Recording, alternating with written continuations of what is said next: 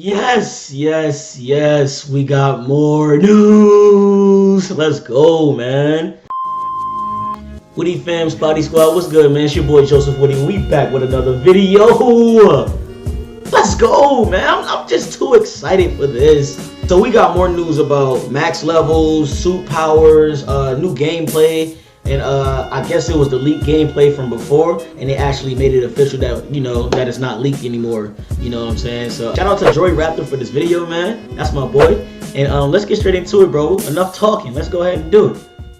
Oh yes, we got a ton of new Spider-Man PS4 gameplay and info from a recent press event where we got to play the game for 2 hours and look at all the menus and simply discover way more about this amazing looking game.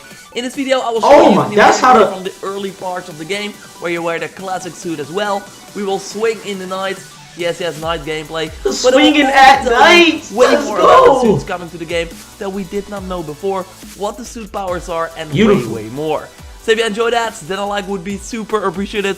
And let's go. Let's start with one of the big things we've been waiting for, the amount of suits that will be in the final game. During the play session, we could see that there were 25 unlockable suits in the menu. Not sure if those are all, but it seems that that will be the case. I sadly can't show you the menu because we could not record our gameplay, but we got B-roll from Sony that you see right here. So they did not want to give that away, just like with God of War, they are pretty secretive. But anyway, we do know that there are 25 suits in that menu, including new ones we did not know were in the game, namely the Scarlet Spider suit from the comics, and also the Spider Armor MK2 suit from the Amazing Spider-Man comics, and that was also in the Amazing Spider-Man 2 video game. I will touch on the suit powers of those suits in a second, but good to note is that the menu also included the classic suit and of course the advanced suit you craft early on after your classic suit gets ripped apart by your boss battle with Fisk. And this battle with Kingpin happens really early on in the game and functions as a sort of tutorial, but what is cool is that after you craft the advanced suit, you can still switch back to the classic suit, but this time it has two versions. We got the ripped apart one and just the regular one that you see right here. So that is a pretty cool touch. By the way, both outfits, like both versions, have one spot in the menu. So that means that from the 25 outfits, 2 of them are the classic outfit and the different versions. Another suit that was available in the demo we got to play was the Noir suit that we already know would be in the game. This one was available for us to unlock for the first time you could craft suits, so immediately, right away. While the Scarlet Spider suit required you to be level 5 to be able to craft it, and you unlocked the Spider Armor MK2 suit even later than the Scarlet Spider suit, so at a later level.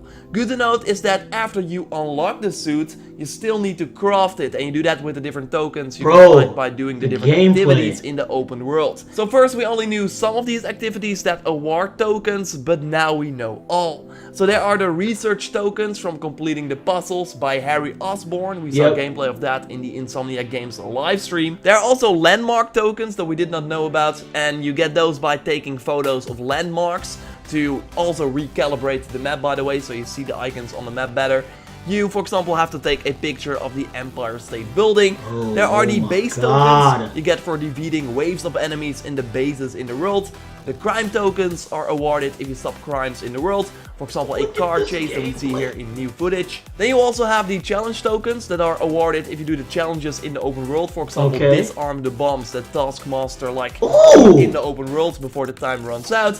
And you also get backpack tokens for finding the old backpacks that Peter left all over the city from his high school period. And those backpacks also include some collectibles that give you more insight in the life that Peter had before the game started. And now we know that you also get some tokens from collecting these backpacks. So yes, it's totally worth it to do all these activities in the open world, especially later on in the game, since first you only need just a few tokens to craft one of the early suits, but I can imagine that the suits you unlock later on will require you to get way more of these tokens. So the build we got to play did not include the pre-order suit unlocks, because as you probably know, if you pre-order the game you get the Punk suit, the Iron Spider suit and the Velocity suit immediately when the game starts, while otherwise you have to grind tokens to unlock them later on. So yes, there are still many secret suits that we don't know will be in the game. What we do know though is that the final suit was unlocked at level 45, but that there was still one suit after that in the menu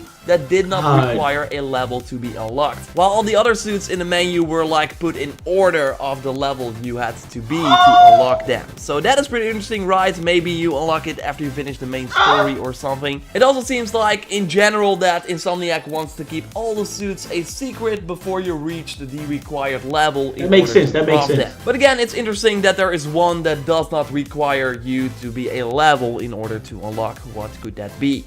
So all the suits of course come with an awesome look, but most of them will have their own suit power as well that you can switch between every suit as well. So you can mix and match if you want.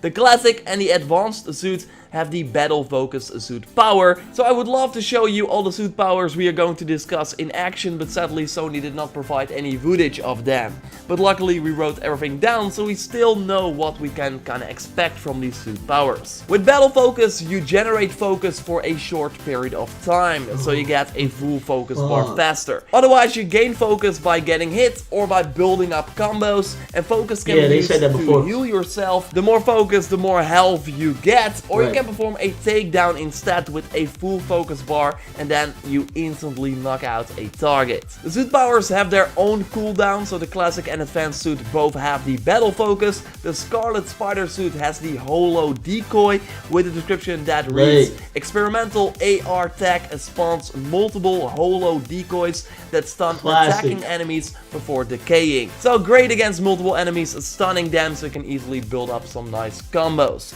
The Noir suit has the Sound of Silence suit power, which means that enemies can no longer call for backup when they are alerted. So great for a stealth approach, so you can kill off the enemies one by one. The final suit power we could see was from the Spider Armor, where it would become temporarily bulletproof against all the enemies, including snipers. So really nice while fighting a lot of enemies with firearms. And again, you can switch the suit mods if you want. So if you want the bulletproof one while wearing the classic suit, you can totally do that. Oh, and you can upgrade the suit powers as well, as I noted in a recent video too. So if you get to a higher level, you are able to upgrade the suit powers as well by spending some of the tokens that you get from doing the open world activities, making them even more valuable, and that makes the challenges like disarm 5 enemies or perform 10 air launch attacks, as you see here in this new base gameplay, even more important, because for each bonus objective you complete, you get an extra token, so you get way more out of your time. On top of the suit powers, we also have suit mods, and those enhance the power of your character, like increase the stats. There were 23 suit mods to choose from in this build, so likely there will be 23 in the final game as well. And you can select up to 3 at a time. The 3 that were unlocked in the demo were the battle tag, that makes sure that your gadget attacks also generate focus. We have the gel padding that reduces the incoming melee damage, and the final one we could see was a long range scanner that makes sure that the AR scanner shows items from further away as well as enemies. Good to note is that these mods are instantly unlocked after you meet the level requirements, so you don't have to craft them. The final level for a mod unlock was level 50. So that makes me believe that the max level in the game is level 50. So yes, that makes me really hopeful for the longevity of this game.